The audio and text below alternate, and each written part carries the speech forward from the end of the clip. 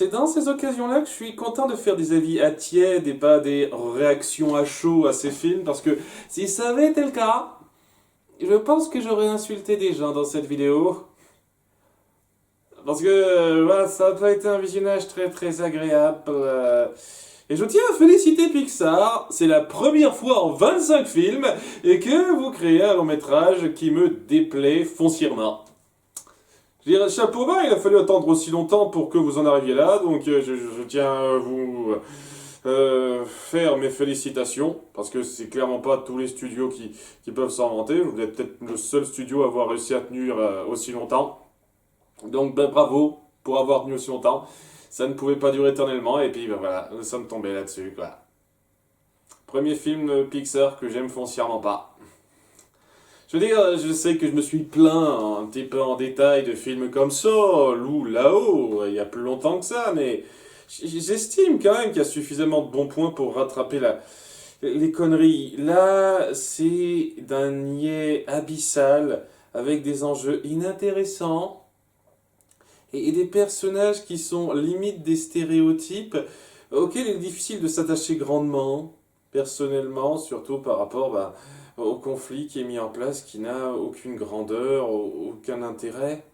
À part si on est une ado qui adore se sentir ado dans sa tête et qui se sent pousser des ailes en voyant ce genre de truc mis en place pour dire regardez, émancipation et c'est bien. D'ailleurs, moi je m'en bats les couilles de ça. Totalement, et c'est le problème principal que j'ai avec Alerte Rouge.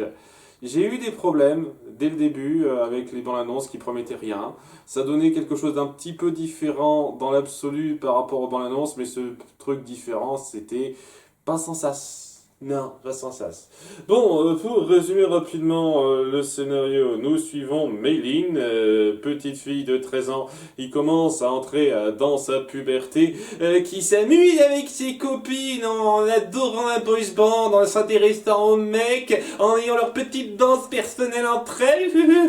Mais sa mère, elle est un petit peu méchante, parce qu'elle contrôle sa vie, elle veut qu'elle soit parfaite, elle veut qu'elle suive la tradition familiale et ça lui fait pas plaisir. C'est pas arrangé quand elle découvre tout d'un coup qu'elle est dans une tradition familiale qui lui alloue une espèce de malédiction qui la transforme en panda pendant un temps et il faut mettre en place un rituel qui changera ça et donc elle doit s'adapter à cette nouvelle situation, à ce changement tandis qu'elle sera prise par ce conflit avec sa mère qui ne veut pas qu'elle socialise, qui ne veut pas qu'elle fasse des trucs un petit peu frivoles d'adolescent, surtout dans cette période en particulier, ce qui fait qu'elle est un petit peu obligée de lui mentir, de lui cacher sa vie rêvée d'ado qui veut aller à un concert de boys band avec ses copines. Et ça se jouera beaucoup sur ce conflit mère-fille avec la mère qui ne comprend pas ces adorations de jeunes dégénérés et qui apprendra à accepter sa fille pour ce qu'elle est et pas pour ce qu'elle doit devenir.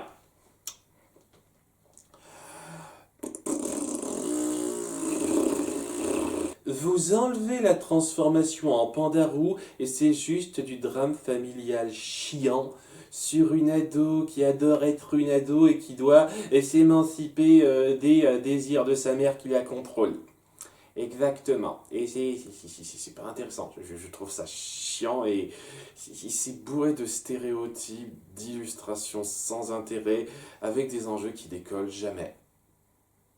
Je veux dire, le truc que doit apprendre la fille, c'est juste à savoir profiter de la vie et ne pas suivre les attentes de sa mère qui est trop perfectionniste. C'est des ados qui font leur truc d'ado, qui doivent s'amuser entre elles et qui trouvent que c'est super important pour faire leur transition de femme, d'aller voir leur boys band en concert. Concert qui tombera pile poil le jour du moment où il faut faire en sorte d'exorciser ce démon en elle, tout ça, comme par hasard, mon cul, c'est tellement mal foutu, la façon dont on nous révèle ça au passage, c'était de la manipulation merdique, grossière. On met en avant que des problèmes ultra simplistes de l'ado basique. Et peut-être que si on est une ado, ça nous touche typiquement, je reviendrai là-dessus, mais en tant que personne détachée de ça, je trouve ça, mais sans le moindre putain d'intérêt. C'était chiant à suivre, la personnalité de nos personnages était tellement basique, stéréotypée. Oh, on est des filles, on s'amuse entre nous et à aucun putain de moment on appuie ça, on ne joue sur ce lien de façon vraiment touchante ou exceptionnelle. Pour vous dire, j'ai pas pris des masses de notes sur ce film et les quelques notes que j'ai prises, c'est surtout pour comparer à des œuvres que j'ai vues qui sont mieux faites. C'est tout simplement, qui aborde exactement les mêmes thèmes, mais mieux fait, en allant un peu plus loin, en faisant un peu rêver autour, quoi. Et il n'y a rien qui fait rêver là. Je veux dire, le coup donc des potes, ados qui s'amusent entre elles, etc., qui ont leur petite personnalité un petit peu typique, tout ça. Je veux dire, ça peut être intéressant, on peut jouer de façon sympathique là-dessus, dans certaines bonnes configurations, mais on ne joue quasiment jamais dessus dans ce cadre. Je veux dire, je peux citer énormément de cas où on trouve cette personnalité rattachable un petit peu normale d'adolescent, de jeune, dans une histoire où ça a son poids, ça a sa portée, tout simplement parce que cet adolescent, on le met dans une situation exceptionnelle. Et un truc que je pourrais dire par exemple, Avatar le dernier maître de l'air, Aang est un enfant très typique dans son comportement, très énergique. Et il est très rattachable dans le fait que ce garçon énergique, on le met dans une situation incroyable où il doit faire face à des responsabilités super graves et entre-temps, il doit quand même apprendre à rester un garçon dans sa tête. Ce qui fait que c'est particulièrement joli. Et je pourrais citer un autre exemple beaucoup moins connu d'un jeu qui n'a pas été traduit en français malheureusement, dont j'ai suivi un let's play il n'y a pas longtemps, World's End Club, où on suit un groupe de gamins très typiques, certains que j'aime pas trop au passage, mais globalement qui me plaisent bien. Mais s'ils me plaisent, c'est pas tellement pour leur personnalité typique que sur comment on joue sur leur personnalité dans le cadre qu'on instaure. Ils sont dans un cadre post-apocalyptique où ils doivent se serrer les coudes en ayant cet esprit naïf d'entraide. Et ça renvoie quelque chose de très joli dans l'absolu, dans ces liens qui sont mis en place et dans pas mal de rebondissements qui sont instaurés, qui fait que oui, le côté enfant typique passe bien. Parce que c'est pas juste un enfant typique dans sa situation ultra typique, c'est un enfant typique dans une situation extraordinaire. La situation n'est pas rendue extraordinaire. Je veux dire, ouais, elle se transforme en panda, mais on ne joue pas sur le drame et la fantaisie du truc, à peine. À peine. Le moment qui aurait pu me toucher autour de ces ados, c'est justement le moment où ses amis découvrent qu'elle est transformée en pandarou sans pouvoir trop se contrôler, et c'est censé être le moment pivot, un des plus grands moments pivots de cette évolution, puisque ses amis lui font comprendre qu'elles sont avec lui, qu'elles la comprennent, et en étant proche de ses amis, elle sait qu'elle peut arriver à se contenir, à contenir la bête et la contrôler, parce que ses amis sont là pour la rassurer. Et ça dure quoi, 1 minute 30 ? On ne fait quasiment aucun développement, on ne prend pas le temps de mettre en place l'évolution de la considération de ses amis qui découvrent quelque chose d'extraordinaire chez leur ami et qui doivent assimiler ça. Très vite, elles se disent « Waouh, c'est incroyable ce qui t'arrive. Hey, on est avec toi, détends-toi. Hey, on fait notre petite danse entre nous. » Et en l'espace de quoi, 1 minute 30, ça se défait, ça se décampe, ça se calme. Elle est contente, elle a ses amis, elle comprend que c'est ça qui la calme et à partir de là, elle peut gérer sans trop de problèmes ses pouvoirs. Ce moment pivot ultra important dans le développement de la situation de notre héroïne est montré super rapidement parce qu'on veut plus passer de temps sur juste nos 4 ados qui s'amusent entre elles, qui font des petits délires. Et toute cette situation d'extraordinaire est totalement rendue ordinaire par toutes ces réactions qui sont totalement irréalistes. Et c'est le comble, je trouve, pour un film qui se veut très réaliste dans sa dépiction, dans sa représentation des adolescents. Genre, toute son école, parce que oui, elle continue d'aller à l'école, hein, sa mère se dit pas, tiens, ma fille est une bombe à retardement, je vais peut-être faire en sorte qu'elle n'aille pas à l'école en disant qu'elle est malade, en prétextant qu'elle est malade un temps, de façon à pas éveiller les soupçons. Non, non, non, non, elle va à l'école, tranquille, je la surveille à moitié, mon cul, n'importe quoi. Et au bout d'un moment, toute la classe, toute l'école découvre qu'elle a le pouvoir de se transformer en panda. Et je dis, ok, c'est trop kawaii. Parce que je pourrais passer du temps aussi là-dessus. Je déteste le montage de ce film qui joue sur le côté. Hey, kawaii, on adore les trucs en voyant des châteaux. Pour les gamines de 8 ans, et apparemment ça parle à énormément de gens, ça me saoule, je vous jure, je déteste le montage de ce film. L'animation ça va, mais le montage me saoule, quoi, on dirait une vidéo de chats YouTube faite pour attirer le plus de monde dans ce délire, je vous jure, insupportable pour moi. Bref, elle se montre à tout le monde l'accepte, il y a personne qui veut capter rapidement, on joue là-dessus à un petit moment, mais si, je veux dire, il y a personne qui flippe particulièrement. Il y a une de nos élèves qui peut se transformer en panda roux géant, et ça nous fait pas grand chose, on trouve ça juste cool, et on veut des photos, on veut des trucs mignons à faire avec. C'est ça le truc, du début à la fin, quoi. Je suis désolé, est-ce que c'est comme ça que réagiraient des vrais adolescents? Je trouve que c'est ultra irréaliste et complètement mal vu dans un film qui essaye de pointer des problèmes ultra posés, ultra réalistes, parce que c'est juste l'ado qui doit s'émanciper du contrôle de ses parents, quoi. C'est juste ça. C'est naze. La façon dont vous jouez sur votre élément fantastique dans votre film, c'est de la merde. Et en plus de ça, vous insistez sur le côté kawaii dans votre mise en place, dans votre montage. Je vous jure, c'est saoulant. J'ai l'impression de voir un truc pour gamin de 6 ans, quoi. Pour gamine de 8 ans. J'ai envie de dire même, putain, des trucs qui sont totalement faits pour des gamines de 8 ans comme My Little Pony que j'ai suivi, gèrent beaucoup mieux ce genre de ton que ce film de merde. Putain, cette impression de manipulation gnangnatte m'a saoulé. Mais bon, la relation entre notre héroïne et ses copines, c'est une chose. Le point central qu'on veut mettre en avant, donc, c'est son lien avec sa mère et le fait qu'elle contrôle sa vie et qu'elle doit apprendre à s'émanciper, donc. Et ça met en avant des thèmes, donc dans un cadre réaliste, en jonglant super mal sur cet aspect fantastique. J'ai trouvé plat, déjà vu, pas intéressant, et c'est même stéréotypé, c'est clairement le cliché de l'adulte qui comprend pas les jeunes et leur truc de dégénéré. C'est totalement ça, la réaction de la merde de Mei-Ling, c'était tellement, elle était basique, sérieusement basique à un niveau. Et ouais, on passe tellement de temps à appuyer cette espèce de contrôle qu'elle a sur la vie, le fait qu'elle doit sortir de ça, Méline, et apprendre à,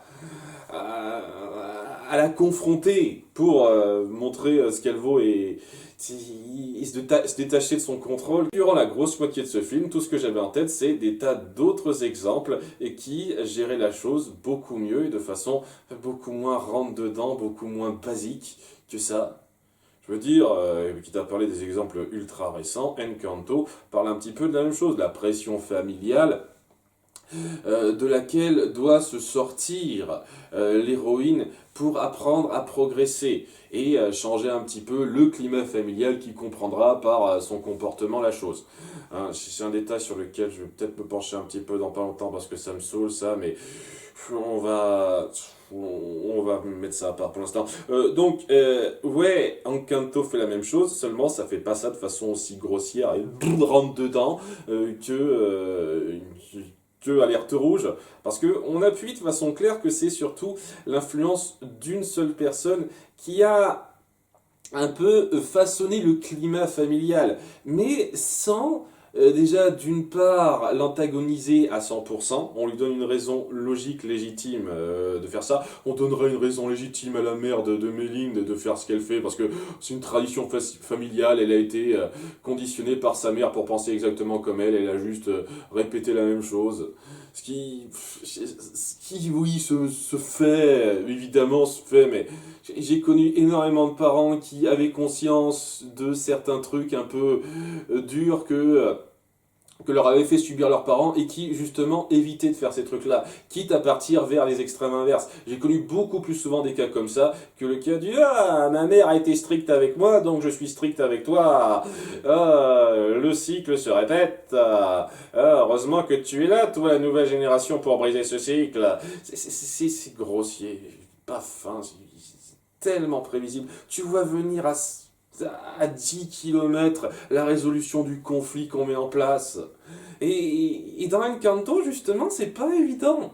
C'est pas évident comment ça se réglera à la fin. Et lorsque ça se règle comme ça, lorsqu'on met en avant donc le problème de contrôle des aînés, c'est plus subtil. Ça n'antagonise pas tout le monde avant notre héroïne, alors que c'est exactement ce que ça fait. Hein. En dehors de Méline, toute sa famille, c'est soit des idiotes qui comprennent pas, soit juste les grosses méchantes qui perpétuent le mauvais héritage. C'est ça, hein, je suis désolé. Là, on est beaucoup plus subtil, beaucoup plus fin. Ça rend cette famille beaucoup plus attachante, alors que c'est juste un stéréotype ambulant, cette famille bien gras qui donne pas du tout envie de suivre ça et qui rend leur rédemption très rapide de fin. Je veux dire, elle s'excuse rapidement, elle dit ok, on fait comme ça à la fin, pas particulièrement méritoire. Et déjà ça, oui, Encanto a fait ça beaucoup mieux, mais quitte à partir sur ce genre de message-là, je peux parler d'autres films qui ont fait ça mieux. Hein. Je peux parler de Chicken Little, merde. Chicken Little, c'est exactement la même chose, mais qui part pas dans l'extrême ultra facile de ah, ma fille doit avoir les meilleures notes, et si elle sort un tout petit peu de ça, oh, c'est que elle est mal influencée, il faut que j'empêche, etc. C'est cette espèce de perfectionnisme de merde que je suis désolé, il n'y a pas des masses d'enfants qui ont connu ça. Hein. Faut arrêter vos conneries, vos parents, vous attendez pas de vous que vous ayez tout le temps que des 20 sur 20 à vos contrôles, faut arrêter les conneries. Il y en a quelques-uns d'entre vous, mais vous n'êtes pas si nombreux que ça. Vos parents, s'ils étaient du genre à contrôler, ils attendaient juste de vous que vous vous débrouilliez bien, que vous les rendiez fiers en accomplissant certains trucs de façon ponctuelle, mais qui leur donnent l'impression que vous méritez leur fierté. Et ce genre de truc, c'est beaucoup plus rattachable dans le développement de Chicken Little et de son père, qui justement le renie lorsqu'il se met la honte, lorsqu'il n'est pas bien vu, mais lorsqu'il fait quelque chose de prestigieux, a son intérêt, a son attention. C'est un truc qu'on adresse au bout d'un moment, montrer que c'est pas la bonne façon de montrer comment on aime son enfant, hein, c'est quelque chose de beaucoup plus rattachable, de plus général, en dépit du fait qu'on mette en avant une situation extraordinaire avec des aliens, etc., etc. Mais c'est justement le fait qu'on mette en avant cette situation extraordinaire qui fait décoller le film et qui rend pas ça juste à une espèce de comédie dramatique basique sans intérêt. Donc, ouais, le message est déjà montré dans Chicken Little de façon plus fine, moins haut extrême que ce qu'on a montré, déjà, et quitte à parler de relations mère-fille faites par Pixar, où on doit apprendre à changer les mœurs en apprenant à se comprendre l'une l'autre, putain, Rebelle a fait ça mieux, hein. Sérieusement, de façon très notable.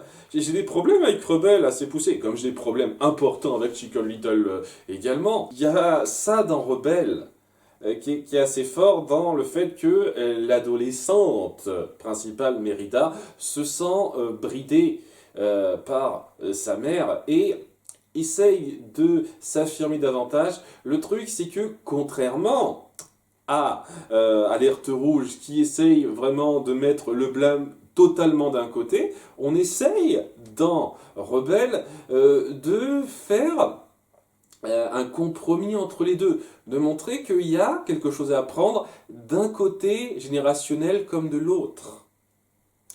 Et même si c'est grossièrement fait, même si Mérida a quelques moments qui sont un petit peu pas mérités dans ce déroulé-là, j'estime quand même que c'est beaucoup plus satisfaisant de voir qu'il y a des leçons à apprendre des deux côtés, et pas juste unilatéralement d'un côté.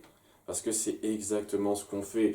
Et c'est, je pense, le truc qui m'irrite de plus en plus à l'usure, parce que c'est ce qu'on a de plus en plus dans les productions Disney-Pixar depuis pas mal de temps. Je pense que Coco, ça a été un peu le film qui m'a éveillé un petit peu à ce problème maintenant dans les messages qu'on veut faire passer dans ces films-là, c'est que 2 fois sur 3 à peu près maintenant, on met en avant que l'ancienne génération a tort et que la nouvelle doit lui apprendre à sortir de ce tort-là. Parce que c'est la nouvelle génération qui a raison, les jeunes au pouvoir.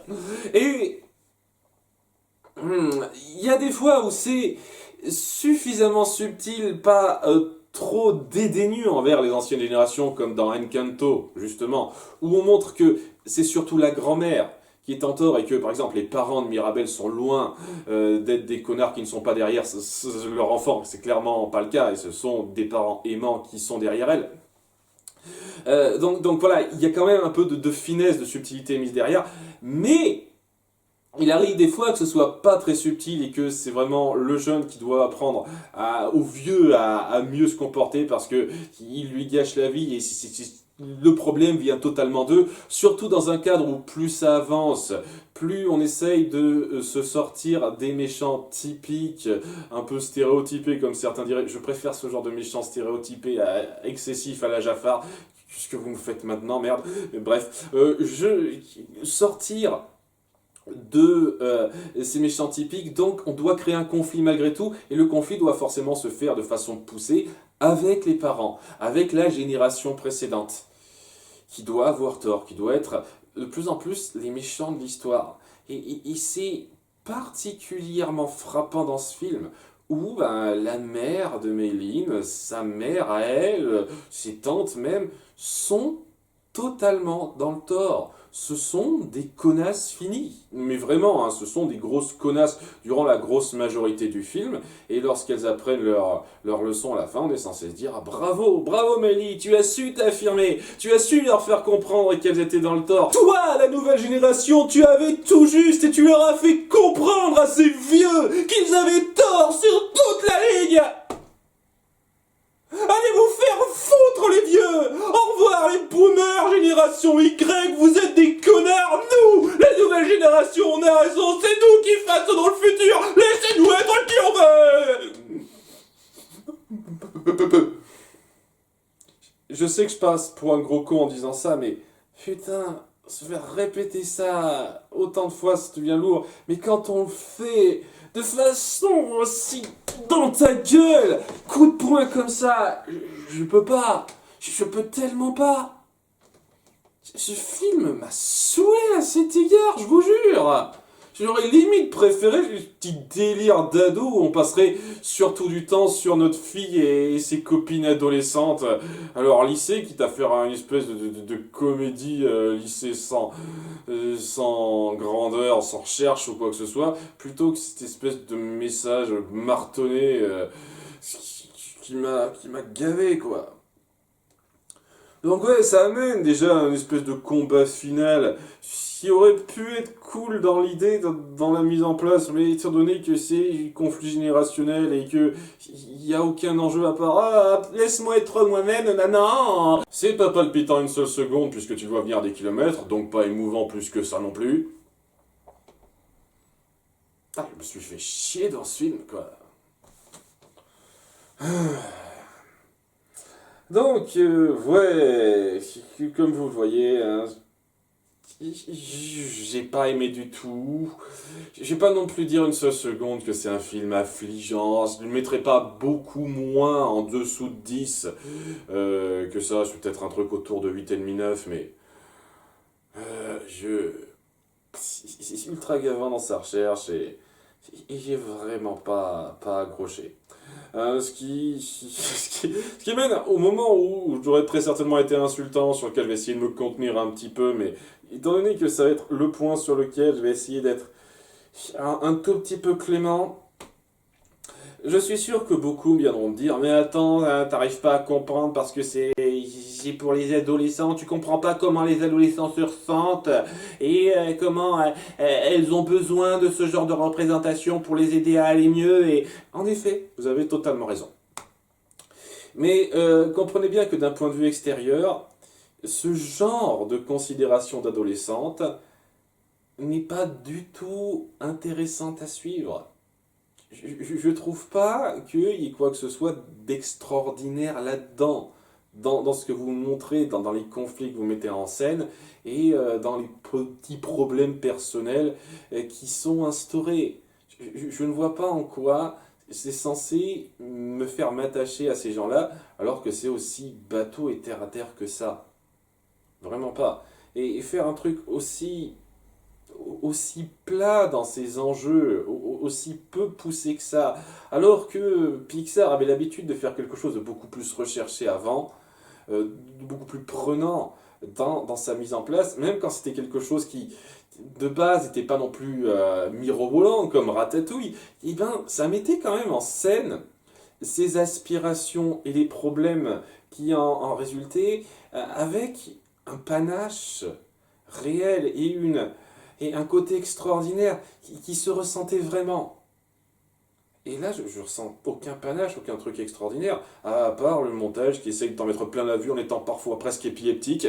Mais si ce genre de manipulation, ça marche pas pour moi, hein, ça mérite plus qu'autre chose.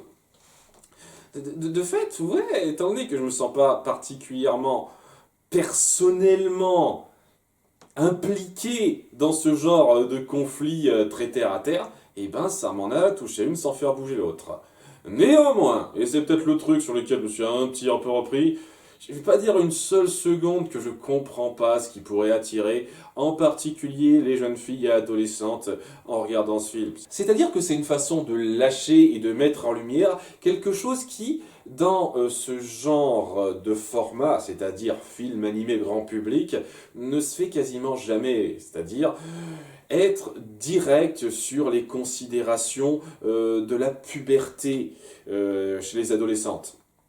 Et c'est un truc que je tiens quand même à louer, c'est que ça n'hésite pas à aller directement dans les sujets là-dessus. Et ça parle de façon assez claire des règles, alors que la puberté commence.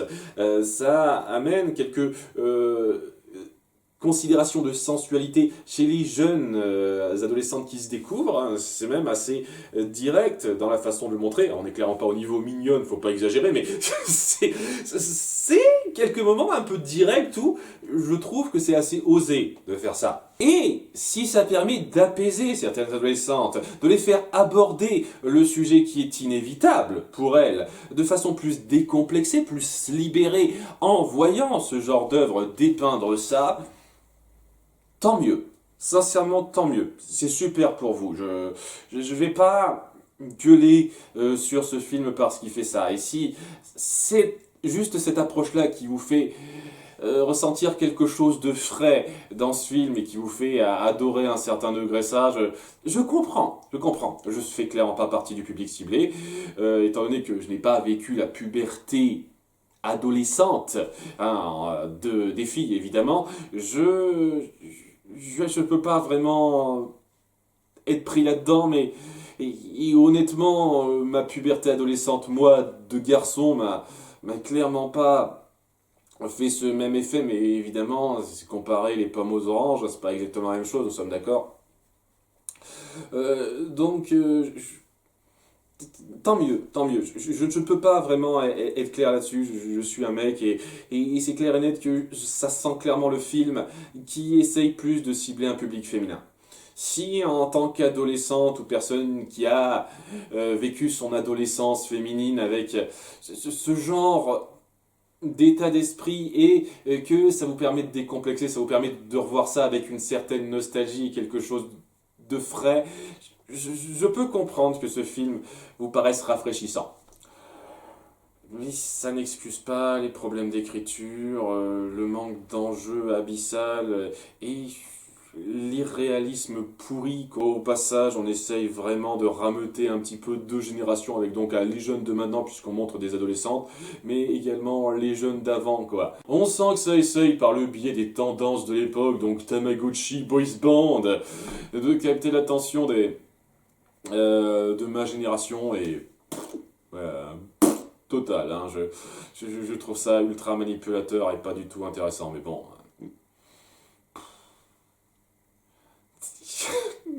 Ça me saoule d'avance d'avoir à écrire une critique de ce film. Vraiment, parce que c'est juste une ambiance chiante des enjeux sans intérêt qu'on met en place. Et prévisible. Conflit tellement prévisible.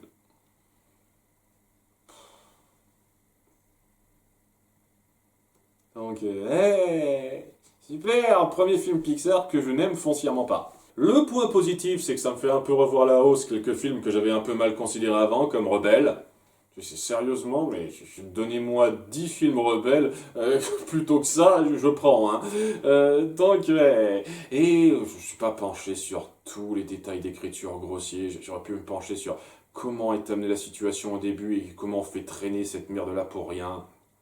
Mais bon, rien à foutre, hein. De toute façon, j'aurai le temps de me pencher sur ces détails-là dans ma critique en détail, qui, je leur dis, me gonflera. Mais bon, film Disney, je suis un petit peu obligé. En tout cas, c'est ce genre de truc qui me fait dire, ouais, Pixar a vraiment perdu de sa superbe ces dernières années pour moi, hein. Et je pense que si Buzz l'éclair n'arrive pas à me convaincre, j'aurai à partir de maintenant une assez piètre opinion du studio. Hein, ce sera un studio qui aura un peu chu pour moi. Hein, ça pourra toujours se rattraper, mais... Enfin bon, merci d'avoir suivi. Si ça vous a plu, super, tant mieux pour vous. Je peux vaguement comprendre le côté libérateur pour certaines personnes. Hein. C'est clairement pas un film pour moi. Je ne fais pas partir du public visé, j'ai le sentiment. Et je vous donne rendez-vous pour dans je ne sais pas combien de temps pour la critique. À bientôt. Bye.